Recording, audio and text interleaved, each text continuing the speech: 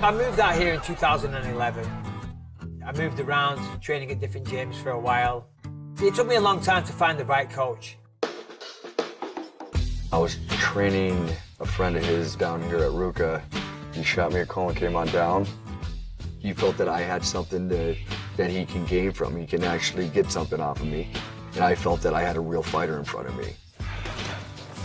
I felt like he had no direction. He didn't know where he was going. He was just fighting straight. 大家好，老师从业中医男科30余年，帮助了数千名海内外华人朋友通过中药调理重回男性雄风。如果你也存在房事时间短、勃起无力、硬度差、中途疲软、肾虚、前列腺炎等问题，现在就加中医老师微信574-993-200，纯中药，一人一方，治根治本，帮助你持续坚挺20至40分钟，补肾壮阳，延时助勃，彻底告别快男软男。记住微信574-993-200。 Handle these emotions. Hey, where we want to work, right there, bud. I used to find something I really didn't like about my opponent, or maybe something they said, maybe an insult or whatever. You know, I think if I can go into these fights as angry as possible, there's no way that these guys will beat me. You know, now I know if you're angry, if you're emotional, you're never the best version of yourself. He has me nice and calm, cool, calm and collected. If you're an emotional wreck and you're stressed out and you're lashing out and all these things, how are you going to perform in any field? How are you going to perform to the best of your ability? It's impossible. So you certainly can't fight to the best of your ability. Luke Rockhold with a one-arm mounted guillotine chokes out Michael Bisping. After the Rockhold loss, there was times there I thought I was never going to get a title shot. He knew after that fight that it set him back 1,000%. Especially at where he's at, because he's been there before.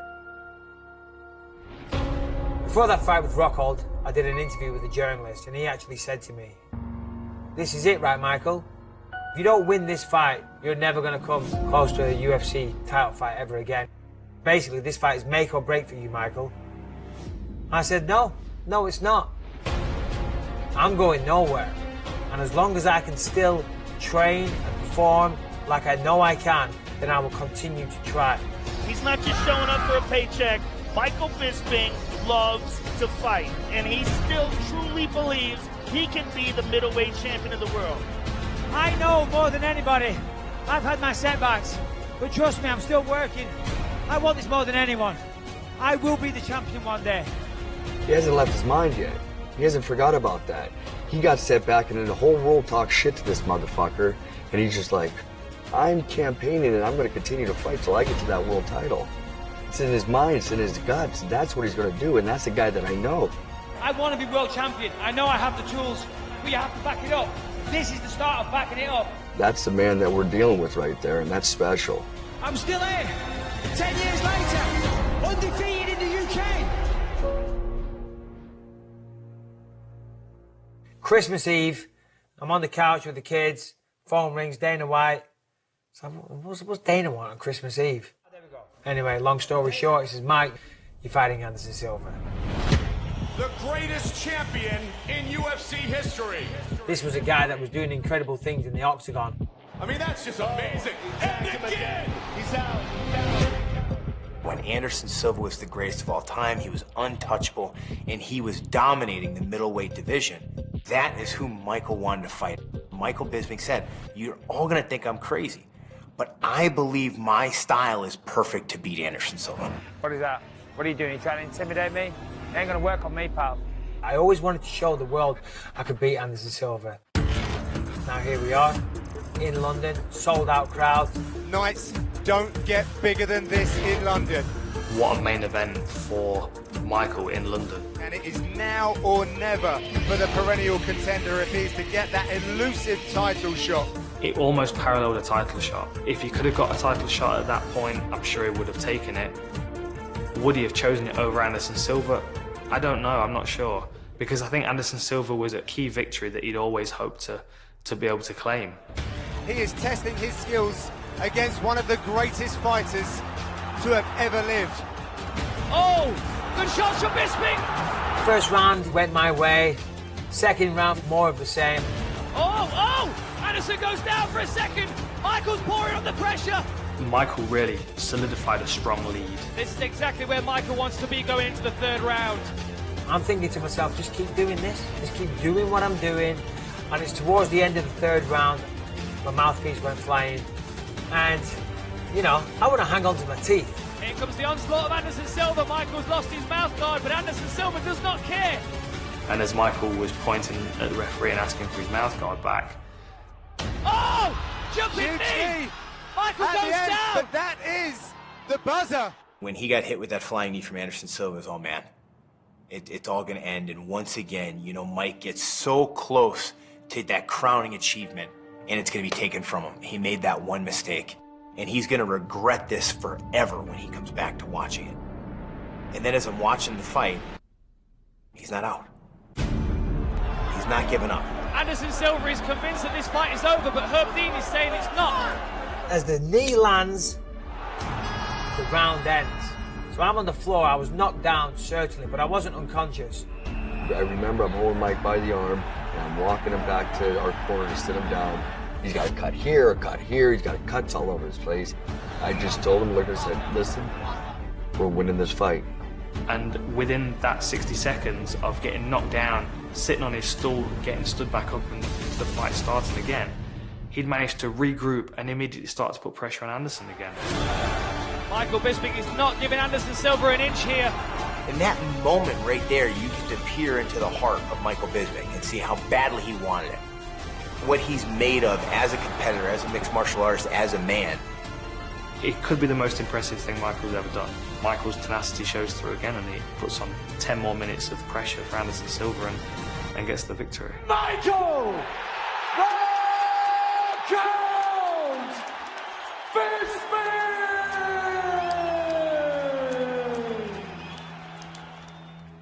Words can't describe the emotions that were running through all of us when we were watching that fight. To think that it was over in the third round and then to come back and to win it, it was incredible. I'm actually glad it happened like that. You know, I wanted to fight through adversity. It was an absolute war. And you can see on my face now, you know, I've had a long, hard career. I used to be somewhat of a good-looking guy, believe it or not, back in the day. Everybody here, thank you from the bottom of my heart. If it wasn't for you, I wouldn't be here now. And most of all, Rebecca, Callum, Ellie and Lucas, I love you so much. It was obvious how much it meant to Michael. That was the most real moment that we've seen of Michael in the octagon, in my opinion. If ever there was a time for Michael to step away, that would have been a good opportunity. But obviously that's not going to happen because it's Michael. Now he's beat Anderson Silva, he's checked that off his list. The last thing to do is to hold the belt, and the guy that's holding the belt is Luke Rockhold. That's it. That's it. We got a new champion. Luke Rockhold is the new UFC middleweight champion of the world. Wow. Rockhold was supposed to fight Chris Weidman in an immediate rematch. And then I see on Twitter, Weidman might be injured. The injury bug strikes again. This time, it's Chris Weidman, who is out of the middleweight title fight against Luke Rockhold, originally set to headline UFC 199 June 4th. I text Dana White. I say, hey, Dana, you know where I am. This whole time, I'm in Toronto. I'm filming the new XXX movie with Vin Diesel, Samuel L. Jackson. No big deal. And then the next day, I'm walking into the gym, and my phone, bing, bing, bing, bing, bing, ding. I've got some breaking news here, yeah. So let's get to it. Dana, who is it? Who's going to fight Luke Rockhold in UFC 199? The next guy in line is Michael Bisping. I ran out of the gym like a man possessed, and I just started running. I didn't want to stop. I've wanted to fight for the UFC world belt my entire life. My entire UFC career, over 10 years in the organization. Here I am. I get to fight the guy on 2 weeks' notice. You know, it's like, it's almost like I've been set up. I just thought, this is just so typical of my life, that I get this shot and it's on 2 weeks' notice. And I was getting a little emotional, and I thought, I don't believe this. I'm going to lose this fight, and I'm never going to get a title shot ever again. And I'm going to be a laughing stock, and people are going to say, you know, look at him. He could never compete. He had no business being there. And by the end of the run, I'd come to terms with it, and I'd calmed down. And I thought, hold on a minute, I just ran all that way. My cardio was actually pretty good. I finished the movie, I flew back, I went straight to the gym, Jason said, he said, Michael, he said, you've been preparing for this moment your entire life. You don't need an 8-week training camp. He said, you've just beat Anderson Silva. The conditioning's in there. The skill set's there. The skills that you've worked on since you were 8 years old. Everything's there. He said, you just got to harness it. Luke Rockhold, I knew by watching his training footage that he was going to be vulnerable to that left hook. And most importantly, I knew he was going to be vulnerable to that left hook, but I knew Mike had control over his left hook. Until you actually feel it hit a guy's face and the guy falls to the floor, you know, that's when you got control of your punch. Jason recognized the left hook was going to be the money shot. He always left his right hand down, which is leaving his chin exposed. And Jason called it. He said, left hook, the left hook is going to do it. And we drilled it over and over and over and over. The middleweight champion Luke Rockhold from the Bay Area and his new opponent. Last time it was a mistake letting you get out of the first round. This time it won't happen. Every fight is different. You know this. Don't underestimate me, pal. All the pressure's on you, mate. I'm coming in, swinging. I'll be hard and fresh, and I'm looking for your chin, pal. And it only takes one. So don't come in too overconfident, pal, because I'll make you pay for it.